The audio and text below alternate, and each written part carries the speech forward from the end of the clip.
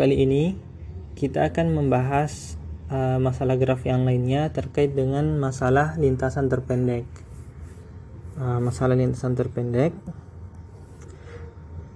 Katakanlah kita punya graf seperti pada gambar ini, yaitu graf G.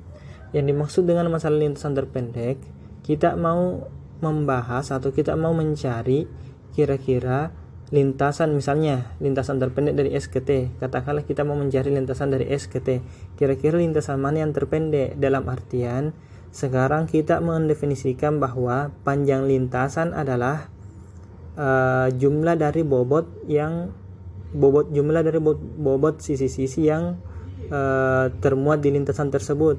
Di sini kan kita bisa lihat ada dua lintasan paling tidak dari S ke T. Misalnya yang pertama itu yang di sini. Lintasan yang kedua, misalnya saya kasih warna lain, warna hijau misalnya. Lintasan yang kedua ini. Sekarang dari dua lintasan itu kita bisa lihat bahwa lintasan yang hijau, jadi dari lintasan dari S ke T, lintasan, kita langsung saya tulis ya, lintasan S ke T yang hijau itu panjangnya berapa?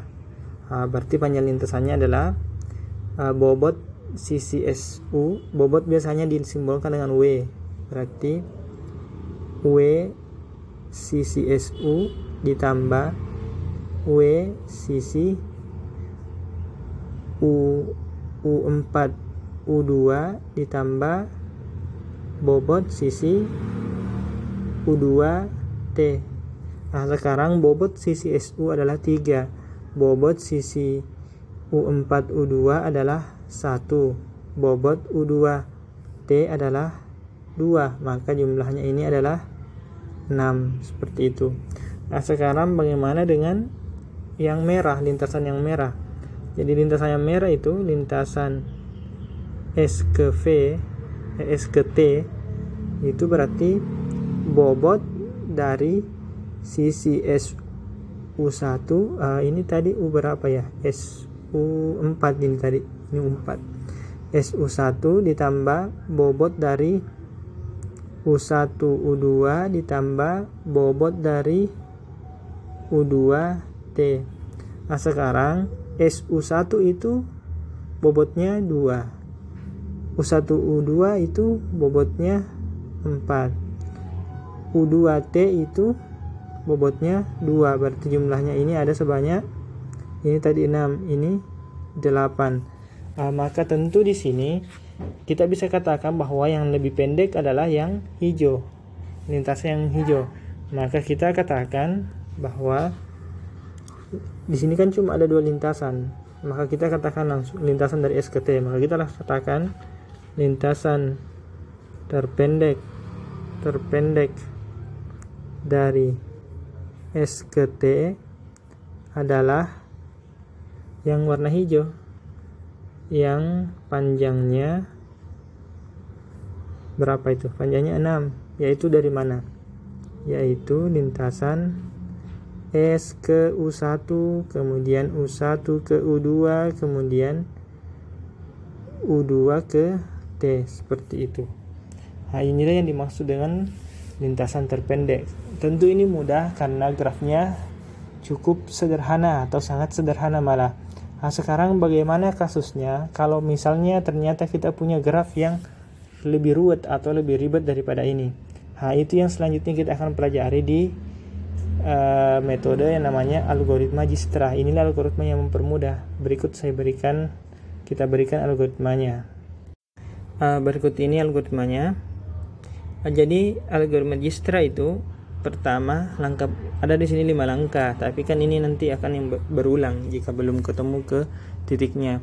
Algoritma Dijkstra yaitu misalnya kita ingin mencari lintasan terpendek dari titik S ke titik T.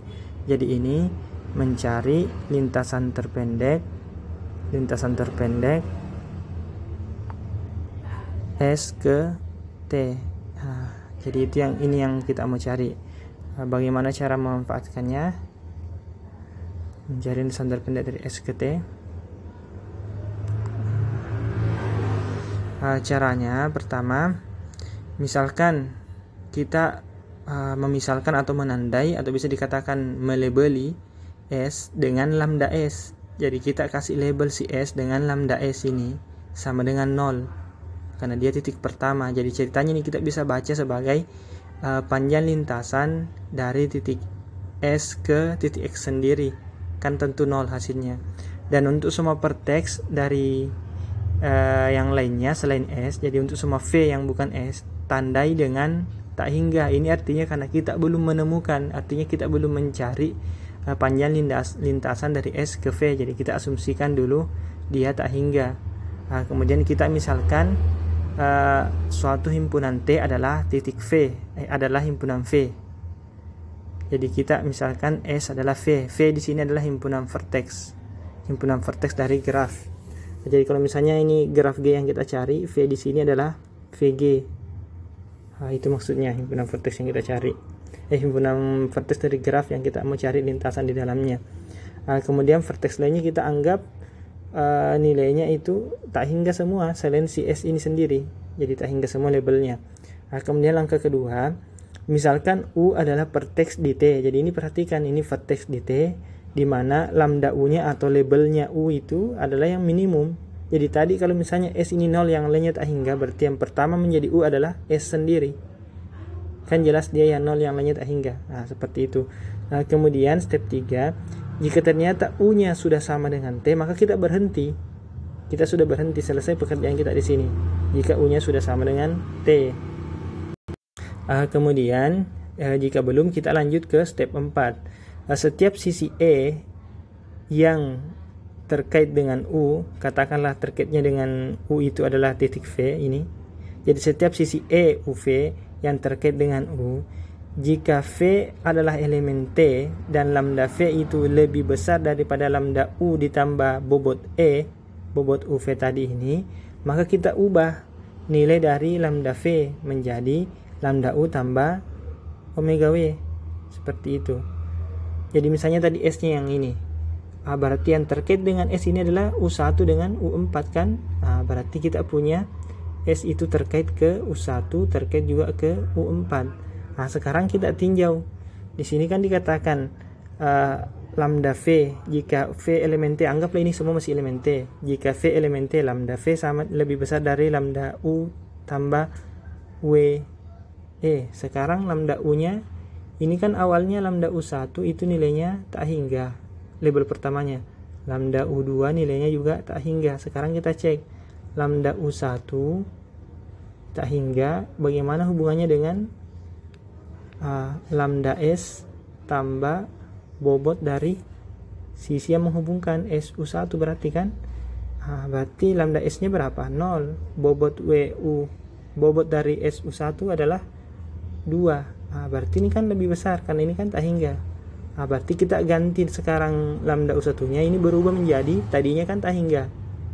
Sekarang ini berubah menjadi 2. Begitu juga untuk yang U2 seperti itu. Ini tak hingga, tapi kalau kita perhatikan di sini U2 tadi ya. Oh bukan, U4 ternyata, bukan U2. U2 itu yang ini. Berarti sini U4.